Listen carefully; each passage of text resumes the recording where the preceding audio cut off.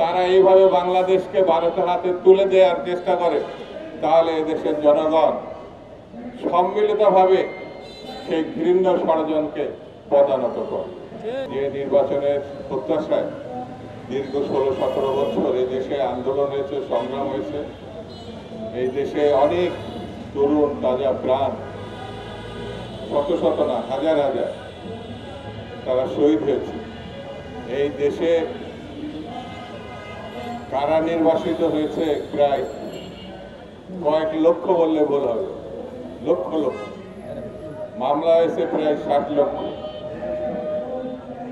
60 লক্ষ আসামি, মামলা 2.5 লক্ষ। ভাবা যায় না কোনো গণতান্ত্রিক দেশে গণতন্ত্রের জন্য এত মামলার মুখোমুখি কোনো দেশ হয়েছে এর আগে জানা যাবে, মানে খুঁজে পাওয়া যাবে।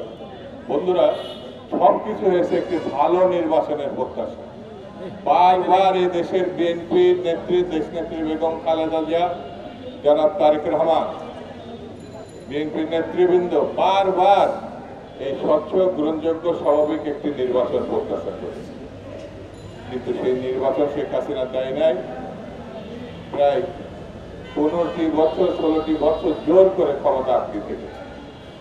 যদি সেদিন বিরোধী দলের কথা তিনি শুনতেন, তাহলে এরকম লজ্জাজনক ভাবে তাকে পালাতে হতো না। লজ্জাজনক কেন, ভয়ঙ্কর ভাবে গণহত্যা সৃষ্টি করা লাগতো না। বাজারের এখন অনেক কিছু দাম বেশি আমরা বলি, হয়তো দাম বেশি সত্যি, কিন্তু ব্যাংকে কোনো টাকা নেই। সব ব্যাংক থেকে সব টাকা শেখ হাসিনা এবং তার সাগরেদরা, তার দলবলের লোকজন নিয়ে সম্পদ দিয়েছে, বিদেশে পাচার করেছে।